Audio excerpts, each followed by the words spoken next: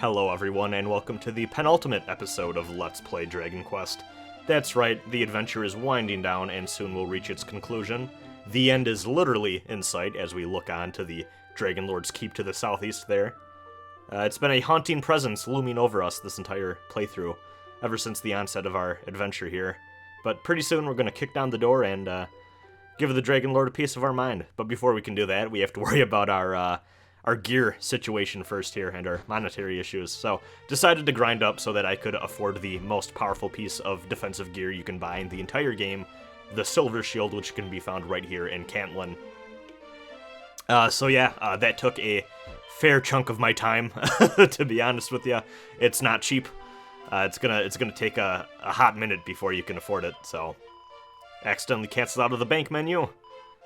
I really like, as a side note, God, this just looks really goofy in this version of the game. You know, it's kind of common for JRPGs to do this, where when you go upstairs or something, they just have like a blank void of like a solid color for the background. And a lot of games, I tend to prefer when games do just like pitch black or whatever. But a lot of games do that sky blue to kind of denote like, oh, you're up on like a second story or something. But I always think that looked a little bit better when these games were in a 4:3 aspect ratio, but it just really looks a lot sillier in these widescreen versions of the game that sometimes come out due to re-releases and such, where you can just get these situations where you're just you feel like you're on a tiny island somewhere in a giant ocean or something, but who knows, maybe I was gonna say they could probably fix that by just making it black instead, but who knows, maybe it looks like you're stranded out in space instead then. But yeah, we now have the best shield in the game, so that's the first part of our end game loadout that we're going to be putting together here in the last two episodes. Decided to stay at the inn, and we can now venture forth, go back to Damdara, and see what the deal is, and, we've heard some rumors about I think the merchant's name was Magog, who owned a shop, and Erdrick gave that guy his armor, which, of course, that armor has to be important because it was owned by the Chosen One of Legend. It would be pretty great, honestly, if you got it and it was just really rusty and gross, and the main character is like, I'm not gonna wear this. And I put the fairy flute in the item bank because we don't need it. Only works on that one boss, and it's just taking up inventory space otherwise. So let's walk all the way back to Damdara. And I don't know why I'm fooling around here. Maybe I thought I was close to a level up, but I actually wasn't. Interesting. We're gonna heal up before we break into this broken down piece of shit village. You know, with how terrible the Dragon Lord is set up to be, it's kind of impressive we've only run into like one destroyed ruined town so far. Oh yeah, I suppose I kind of forgot I did this, but I guess I grinded up a bit here in the town because there's actually some pretty powerful enemies here that you can reliably use to grind up a bit. Not the worst idea I've ever had. That Silver Shield really goes a long way in making sure we are able to, actually survive here. And I have a full thing of medicinal herbs too, so that always helps. Ooh, got a lot of agility. Ooh, this is a good level up. This game is like the anti-Fire Emblem. Ah, God, I still remember, I don't know if I still have these videos on my channel, but, Trick and I had that thing where we were, streaming Fire Emblem Path of Radiance, and, the only thing I really remember from that abandoned playthrough is Trick just laughing at me every chance he got, because, he was like, oh yeah, Ike can solo this game, Ike is such a great character, and every time Ike leveled up in that playthrough, it was just the worst level up you could ever imagine. RNG-based level ups are just fantastic. Though, like I said, in this game, your character's level ups are determined by the name that you give them.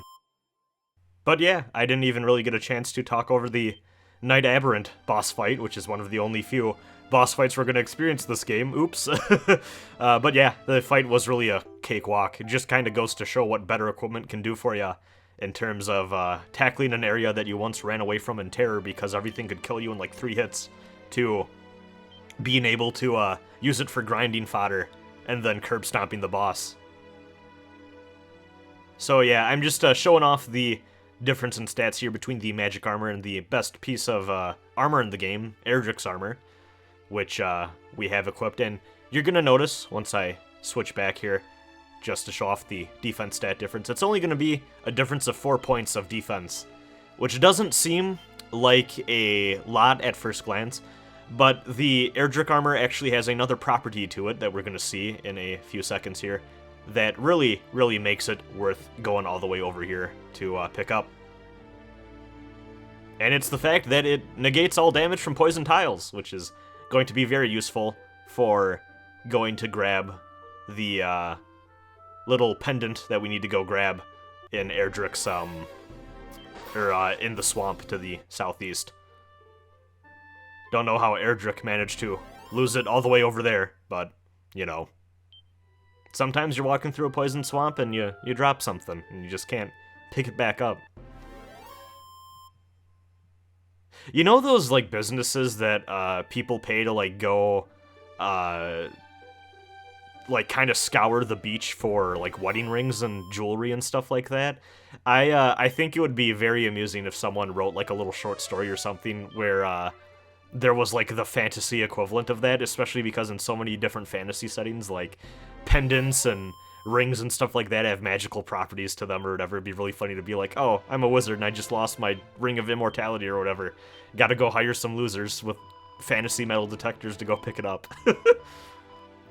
So yeah, we're once gonna be using the Princess's Pledge to figure out the coordinates of where we need to go.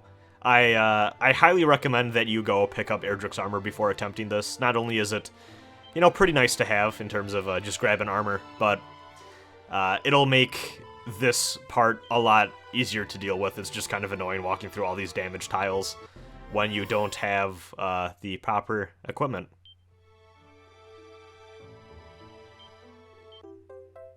There we go. The Mark of Erdrick. I think in some translations it's like a pendant or some other token. But I don't know. At least this version of it makes it very vague what the mark is supposed to be. Maybe it's just like a little post-it note that's like, I'm of the legendary bloodline, smiley face, or something like that. Little fantasy birth certificate. Decided to walk up here just to show off these mountain paths that exist for whatever reason. I don't really know why they felt the need to really add this weird maze up north here when you get out of that poison swamp. It's just kind of silly. Actually, one thing I will say, I think it would be kind of neat if there was a cave or something else up here that we could explore and maybe get some cool other stuff in. There's a lot of really cool optional stuff that you can do in the early part of this game to help you level up and kind of figure out where you need to go and get you prepared for the adventure to come. But towards the end here, we're kind of making a beeline for the plot, which I think it'd be a little neat if maybe there was a few more optional things to take care of and just kind of continue on that ability to adventure a little bit and make it feel a little less like the game was trying to railroad you to the end. But that's just my opinion.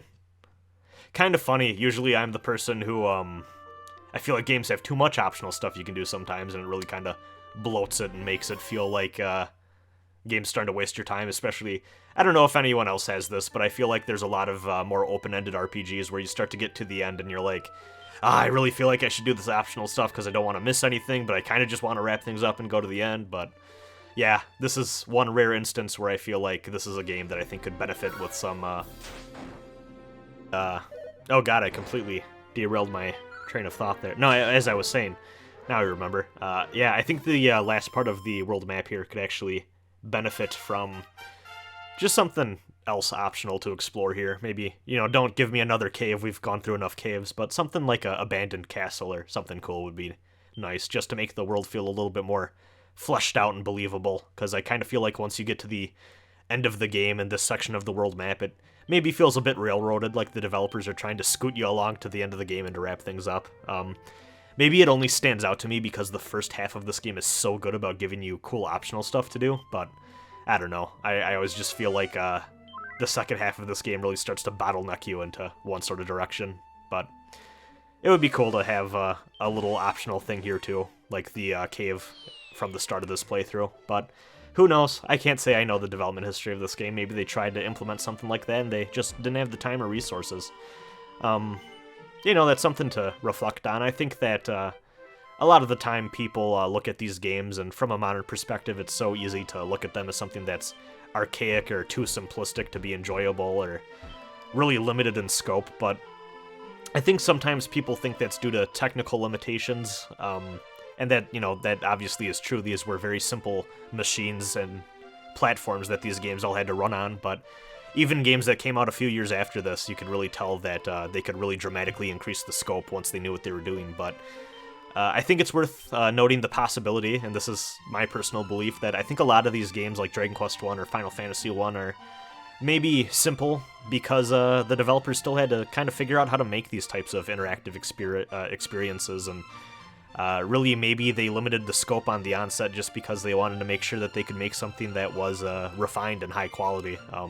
It's very easy to make something very big and for it to become unwieldy and something that's hard to really test the quality of, especially when, you know, I don't know. I think it's important to remember that all of these old classic JRPGs were kind of trailblazers in their own way.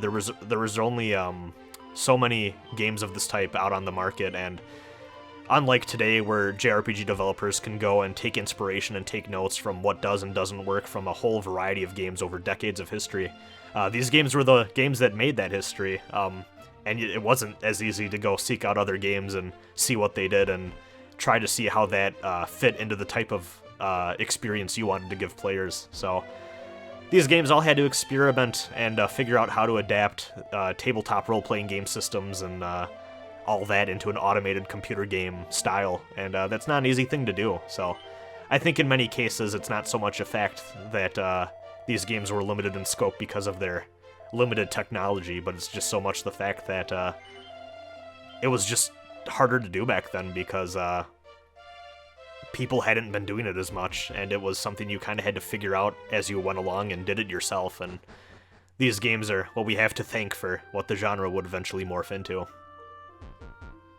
So yeah, unfortunately, we did use the zoom spell to get back to the castle here and save us the trip back all the way here, but this game does not allow you to use the zoom spell to go to specific locations other than the castle, so we're going to have to walk the rest of the way to get to that southeastern shrine, which is the next spot we really want to get to. I figured I would take you along for the walk, and also it's been a hot minute since we went back to that shrine, so asshole kicked us out because we didn't have our proof of inheritance. But, or lineage, I guess, would be the better word for that, but we got our birth certificate now, motherfucker. We got our diploma. I wasn't lying about it on the resume. I think about that all the time because, man, I have never had any job I've ever interviewed for actually ask to see my diploma.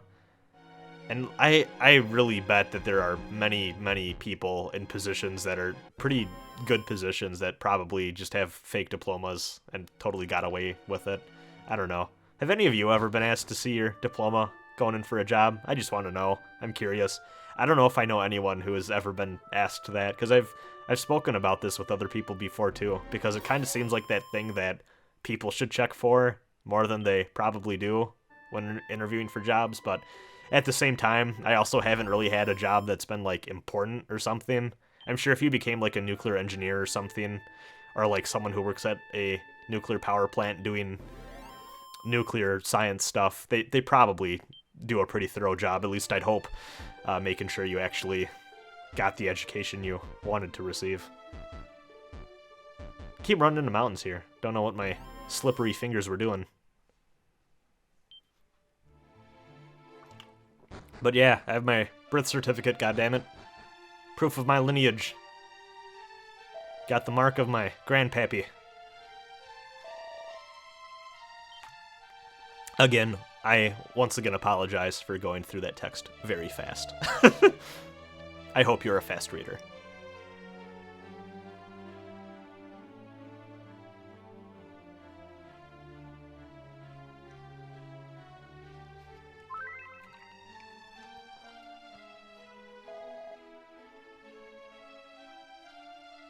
Who would have thought that the way to beat the Dragon Lord was just a bag of Skittles the whole time? Oh god, I really want Skittles now. Halloween is coming up, and I want candy. God damn it. I should really buy some candy. I could probably wait till after Halloween, it'll probably all be cheap, but it's just not in the spirit of the Halloween season. Not gonna bother doing trick or treat this year because that's just a fantastic way to experience COVID, probably. So yeah, I highly advise if you're you know, usually partake in Halloween parties or trick or treating-esque activities to maybe refrain this year and stay inside, stay safe. Maybe if you want to participate, just have a little bowl out of candy or whatever for the kiddos to take. But even that, you know, you can live on surfaces and shit. Probably not the safest thing in the world. But, yeah, kind of a bummer year for celebrating Halloween. Maybe stay inside and have a little Halloween movie marathon or something. Something fun like that. Could be kind of cool to do. Good year to do it. Good excuse to kind of be a shut-in this year.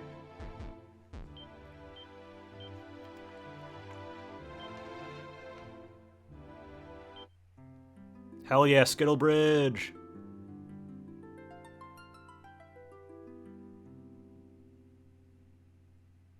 I wonder if that harp solo came down from the heavens. That'd have been pretty boss. Can't believe I just said pretty boss like it was fucking 2009. What's wrong with me? 2020 is just getting to me. I knew I shouldn't have brought up COVID, goddammit. But yeah, I'll see you next time for the final episode. Random encounter kind of killed the ending mood there, but whatever. See you next time. Bye.